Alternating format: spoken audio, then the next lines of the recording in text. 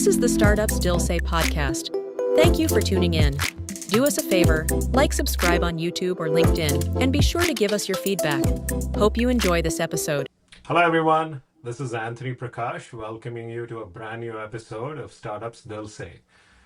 Today is a special episode for me because it brings back a lot of memories and nostalgia for me.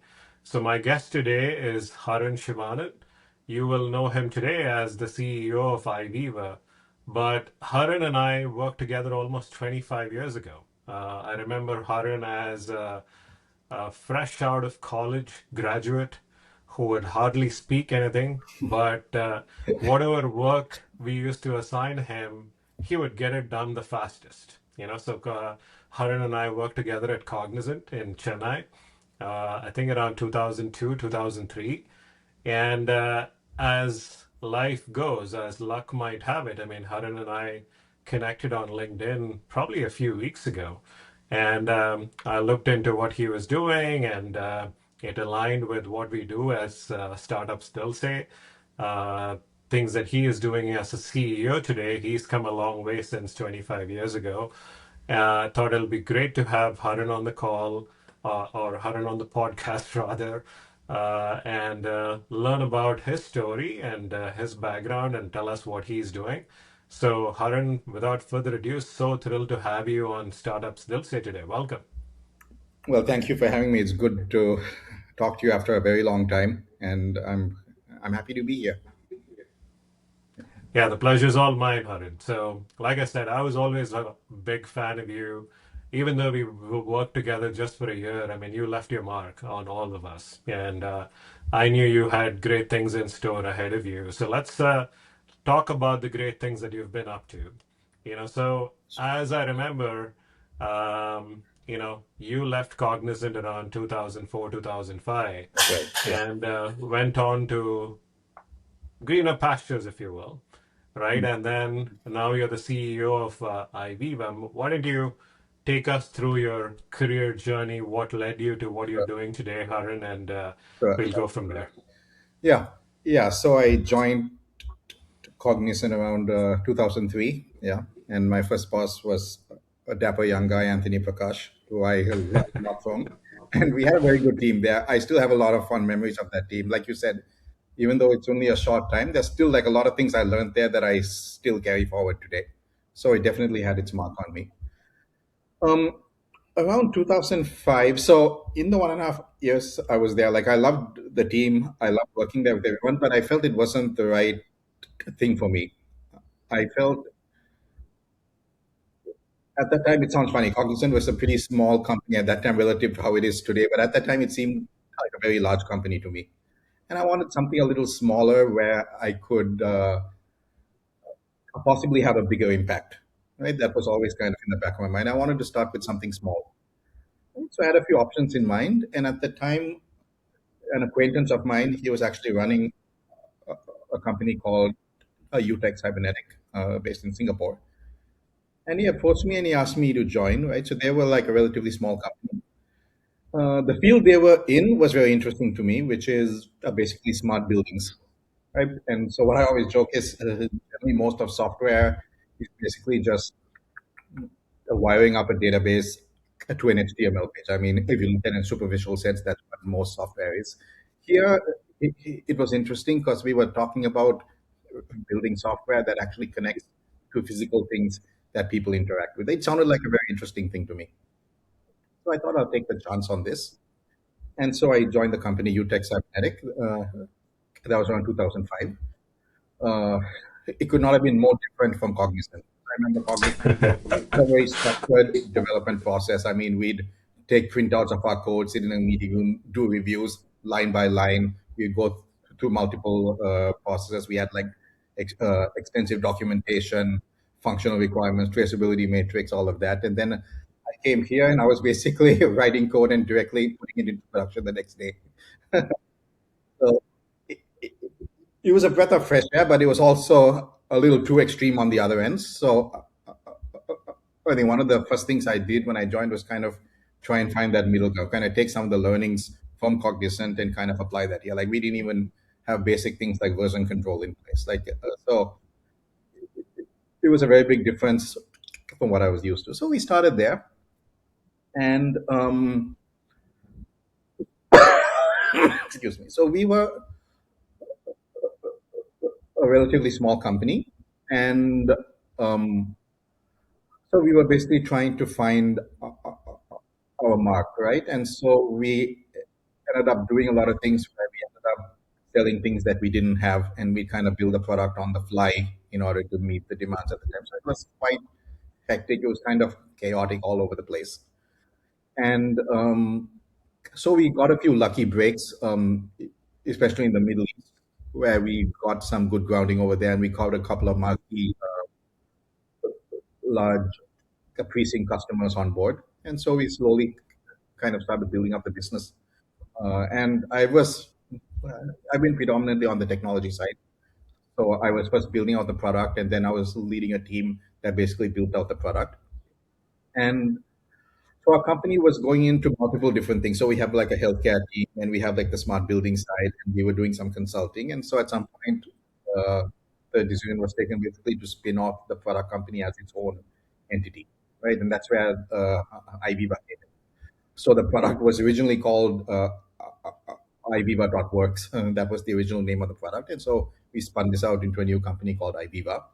And I was basically put in charge of running that company. So that happened about 3, 4 years ago, right? So, and that's what I've been doing since. So we've got offices in Asia in general, Sri Lanka, India, Singapore, Middle East, Australia. That's kind of the regions we cover. So pretty much since I left Cognizant, this has kind of been my home, and this is what I've been working on. So yeah, Very nice, Haran. So, in a way, you moved from, say, the services side of things to more a product-based exactly, approach, right? exactly, And exactly. you seem to have thrived over there. And Yeah, from what you said towards the end, I mean, even though the company that you joined after Cognizant, where you built the product and you guys had your services line and all of that part of UTech.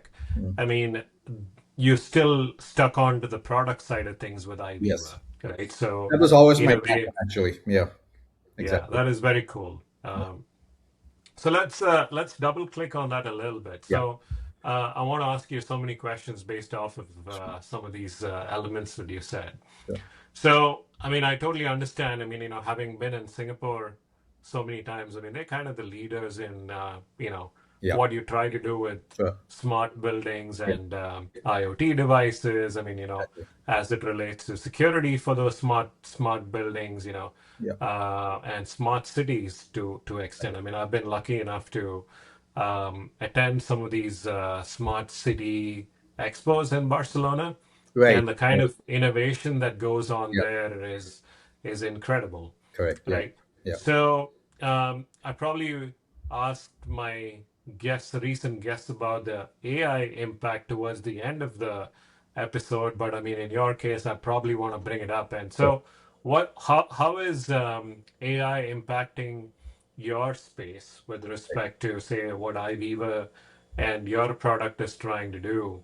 And Sure. how are you guys, through what lens are you looking at the impact right now?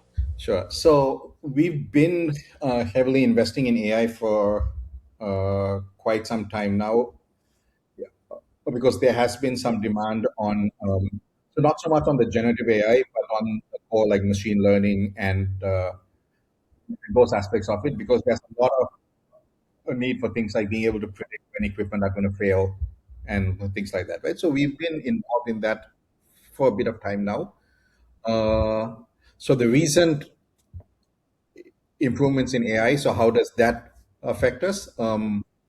So our industry is fairly insulated in a sense that because it's not a pure software play, there's a lot of interaction with hardware.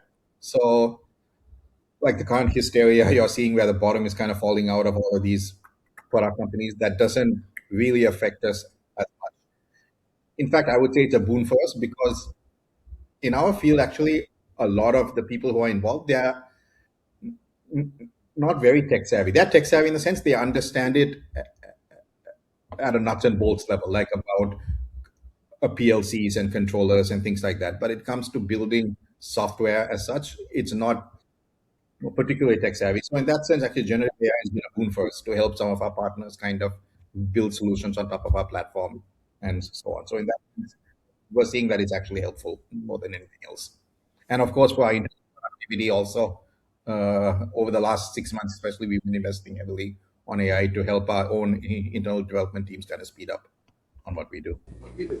Got it. With IVIVA, Haran, I mean, who is your typical buyer from? Yeah, sure. So that's a good question. So, um, unlike a typical B2B SaaS, so with something like in the smart building side, the buying process gets a little complex. And this is where we've kind of struggled in the past, not really understanding properly what that process was. Right. So typically what happens is the end customer would be either the owner of a property, right? Or basically the landlord, or the company that has the commission to basically run the building for them, right? So it could be one of those two.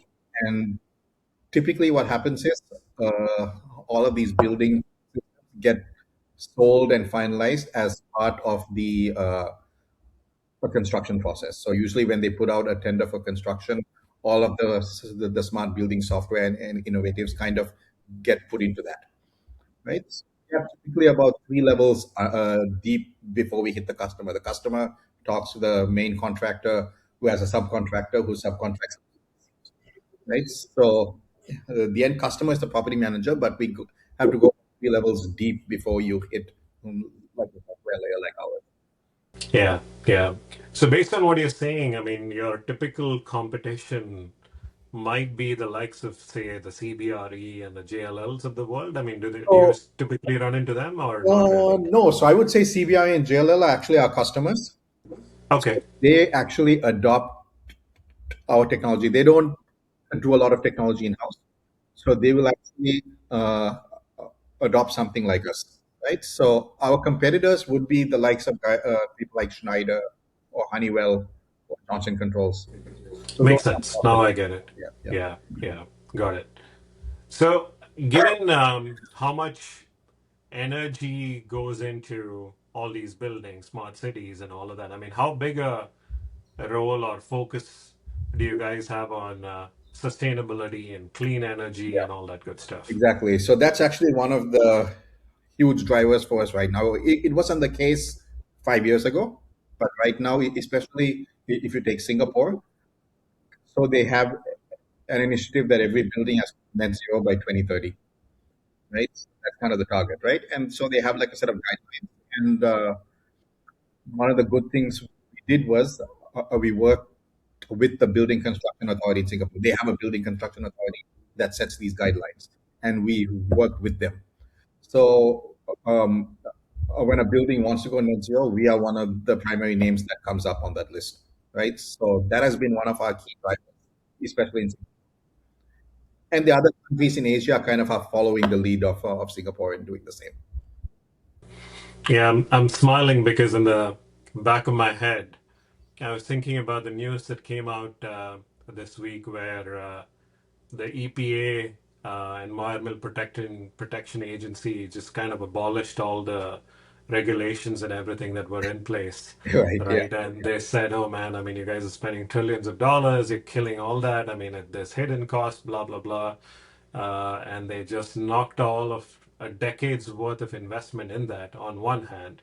Yeah. And here you are, you're saying that's super important, and other countries focused on net zero. So it Yeah. just gives me a giggle. Yeah. So So yeah, that's what I'm seeing, right? So like it's a political issue also, right? So if you look at it in America, it's not really that big anymore. Like we're seeing that as well. But we do have customers in Canada, for example. For them, it's still like pretty important.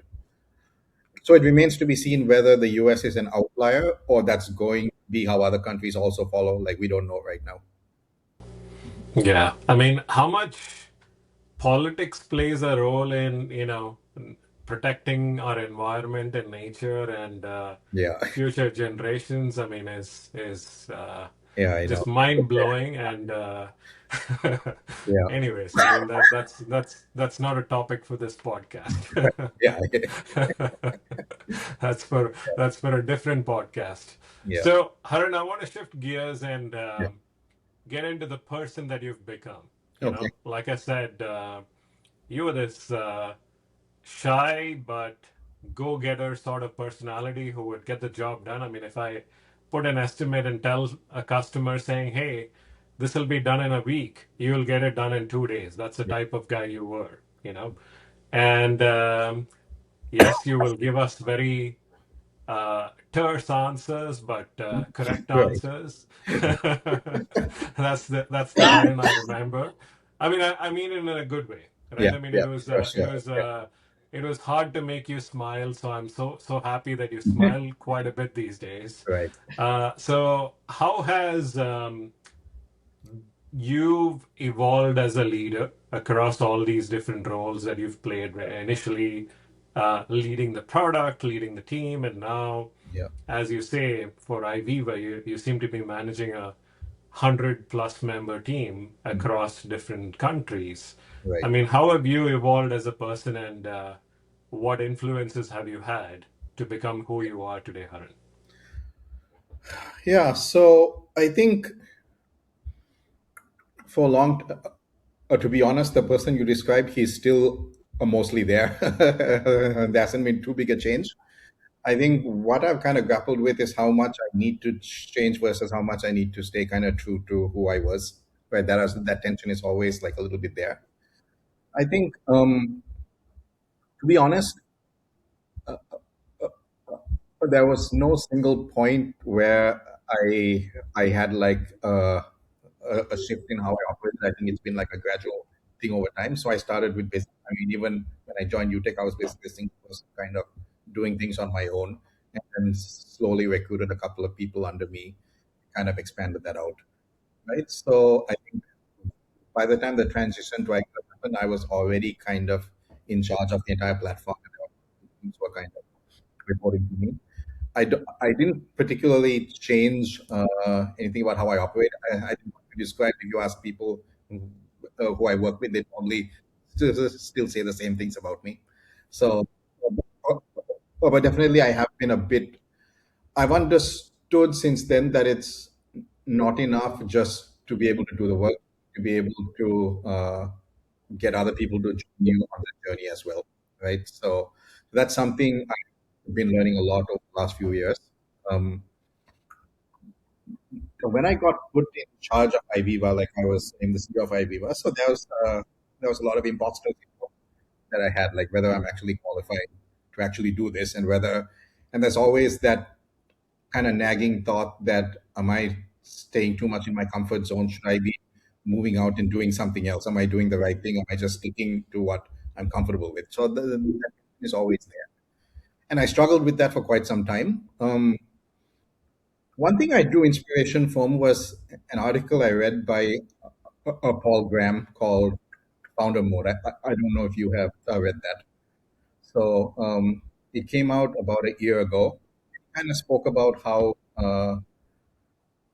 it, or there's like a change in how people are running their organizations. And he used the CEO of Airbnb as an example, but he said, like others are there, that the idea that the job of the CEO is basically to find people and delegate work to them. So that doesn't work a lot of the time.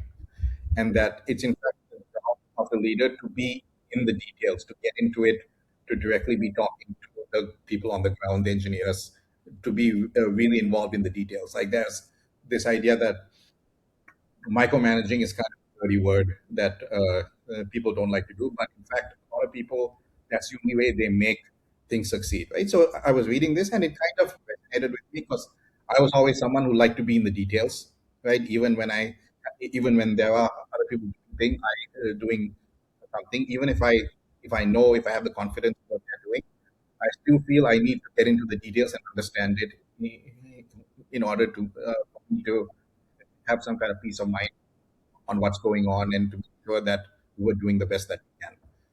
So this people uh, really resonated with me, and a lot of other people also, after the article came out, they looked at it and said, yes, this is exactly what I do. And so that kind of gave me a little more confidence on what I'm doing, because I always had that doubt that whether I'm just trying to stay in my comfort zone of, getting heavily involved in building the product without kind of delegating that and looking at things at a higher level. But that kind of gave me confidence that maybe what I'm doing is right.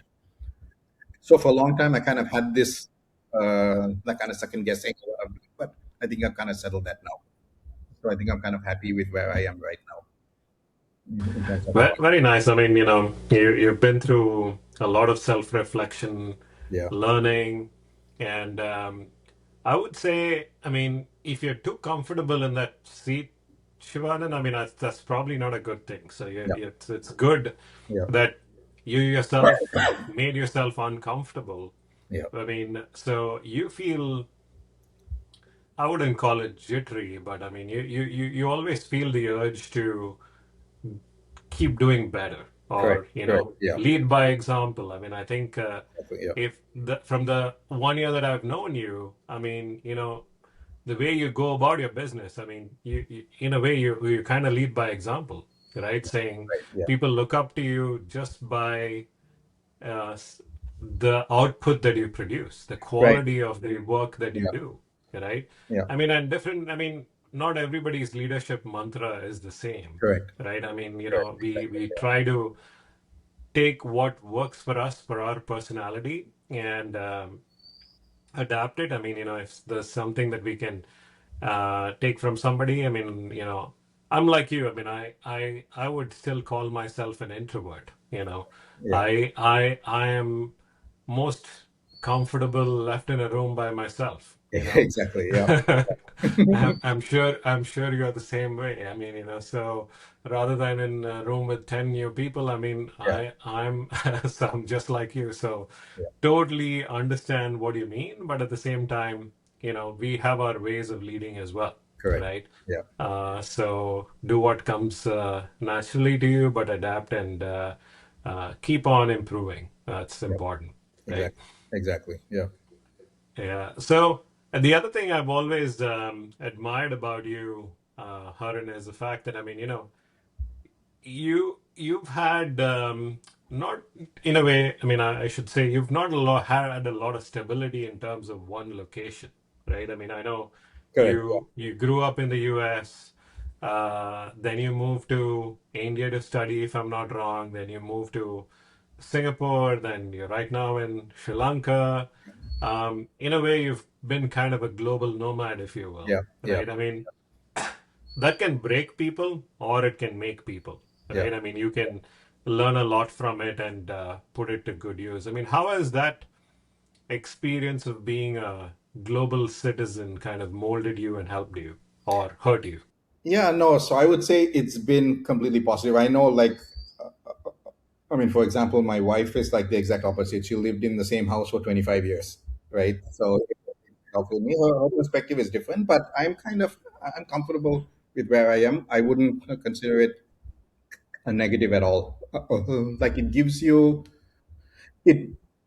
it makes you resilient in a way, so you're not afraid of change, right? So which I think is good, and it also gives you like a global perspective on just other people and how they think and how they act, and different culture, which I think I'm very fortunate to have had. To be honest, like, I think that has given me an edge in many ways in what I do as well, right? So I'm actually quite happy with like how it has turned out.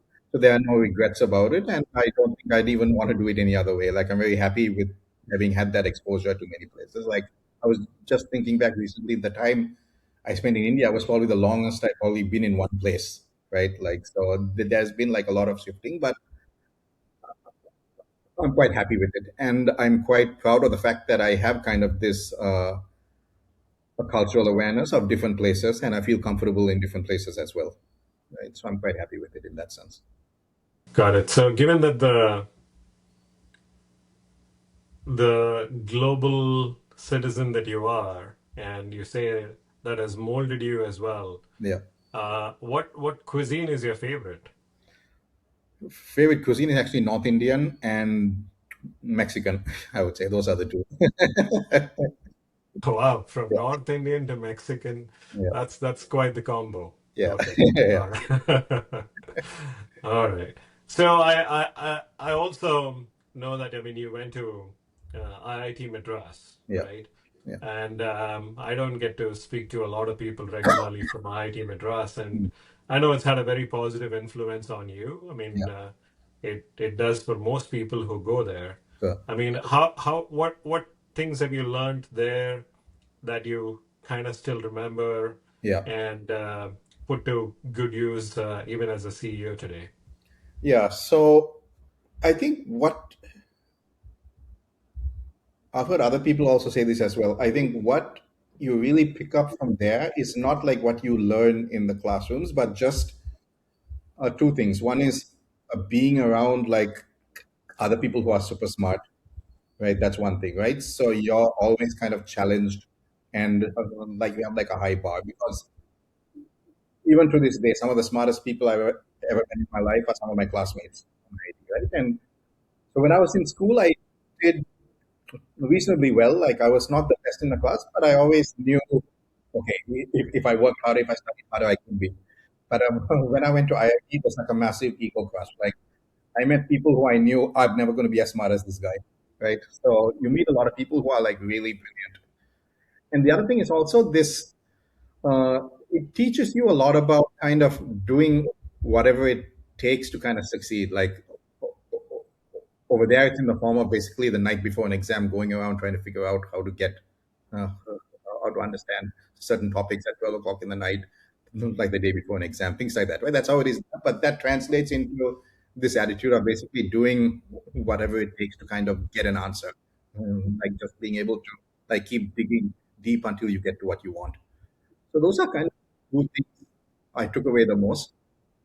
Having said that, I think IIT Madras now is very different from how it was. I wish I was there today because today they've got like a very vibrant kind of startup and entrepreneurial culture, which was not there when I was there. So things are like even better now back than how it was when I was there. Yeah, yeah. I mean, you and me both, right? I mean, I think when you and me started working in the early 2000s, I don't even remember the number of times we heard the term startup back Correct. then, Exactly. right? Exactly. Yeah. So, I mean, yeah, the world has changed so much. I mean, lucky for people. I mean, again, everybody has their own challenges, right? Correct. Or at least the opportunities are plenty right now. Yeah. And the world is always evolving. I mean, I'm super happy, given that Chennai is my hometown. I'm very happy Yeah. that it is what it is right now. I mean, I wish it could be doing a lot more, in my opinion. So what I've heard is actually Chennai is almost like the SaaS capital of India, right? You have a lot of product companies based out of Chennai now. Actually, it seems to be growing quite a bit. That is true, but I would still say the amount of new startups Mm, spawning up mm. and the number of founders moving, I Mm. think Bangalore still takes the top Really? spot, Okay, I right? see. And Okay. I've seen it as well. I mean, me living in Silicon Valley here right Mm, now, mm. I mean, any coffee shop you go to, I mean, there's always a startup discussion happening Yeah, in a corner. I mean, yeah, and I've been to Bangalore. I've been lucky to go there over the last 5 years quite a few times, and yeah. I mean the culture is pretty palpable. I mean, it's pretty exciting. Mm. I mean, how many of them actually make it is Right, anybody's guess, right. right? Yeah, But at least to your point, coming out of college, IT services or consulting was not the only option, right? I mean, it's not the only option for yeah. kids these Exactly. days. I mean, there are Exactly. kids who come out of college saying, hey, I never want to work for a big company. Correct. I want to Exactly. work for a startup. Yeah, yeah, I want to be in a 5% team, not a 100,000 person team, yeah. which is refreshing. We've come a long way Right. there. Yeah, yeah. But again, I mean, everything has a flip side as well, right? I mean, the startups that are coming out of India are more to do with still, 10-minute delivery and 5-minute delivery and things Right, like that right. Yeah, versus yeah. groundbreaking AI Architect technologies. problems. So again, I mean, human capital is at its best used in India as well. hopefully with time, I mean, the startup culture is still new in India, as Right. Yeah. so hopefully with time and everybody chipping in, all these Yeah. VCs coming in and everything, I mean, things will change. Right. Yeah. It's the same with Silicon Valley as well, I would say. Yeah. Yeah. Yeah, In fact, someone was saying recently, like even all of this anti-immigration and anti-Indian vibes that are now showing up in America is actually good for India, right? Because they're keeping all of the people there, right? And creating startups in India is good for the country. It's good for their economy. So yeah, I mean, it's looking very positive. So that's one more thing also that I wanted to say. Like a lot, like when I left Chennai in 2017 and moved, like since then, every time I go back, there's so much change actually. Like I see so much like vibrancy and energy now. It's very different from how it was when I first came over. So it's looking very positive. absolutely. Yeah, I mean, I think that applies to all parts of India, or at Yeah, least most parts of India. I mean, right. the country is developing so fast, Yeah, right? I mean, not just in terms of technology, but just infrastructure. I mean, the lifestyle of people. I mean, yeah, retail, so on and so forth. So, I mean, it's coming from there. Uh, uh, it's very happy to see the growth and success that people are having. absolutely. Yeah, So, Haran, I mean, given the fact that you've gone from, say, an individual contributor to a product manager to a product team leader to a CEO, yeah. uh, what will make you happy over the next 10 years? What are your goals for what do you want to be doing? Basically, growing the business, right? So, I mean, we have ambitions to become the first $1 billion company in the smart building space. So, no one has done that yet, right? So, that's our ambition, and that's what we're kind of working towards right now. So, yeah, just continuing on what we're doing and expanding that out and becoming like a global player in this field. Right? That's basically what. The best goals are stated super simple, Harun. Yeah, No different in your case. So, yeah, $1 billion company it is, and I wish that IVIVA gets to that point with yeah. you at the helm very soon. I want to thank you for taking the time to share your story, Harun, and talk about UTech and you know IVIVA and your personal story. Such fun having you here and listening to you on the podcast. I wish you nothing but the best, Harun.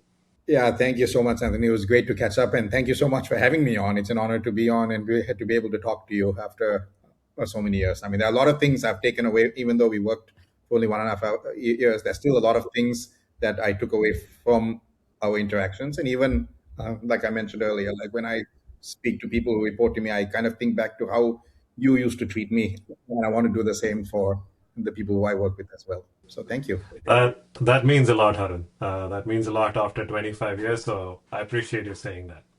All right. Thanks. You Thanks. take care. Talk Yeah, soon. and we Bye. should keep in touch. Or maybe next time I'm there in the San Jose region, I'll maybe message you. We can catch up. Please do. Yeah. All Sure. right. Take care. Bye. Thank you. You too. Bye.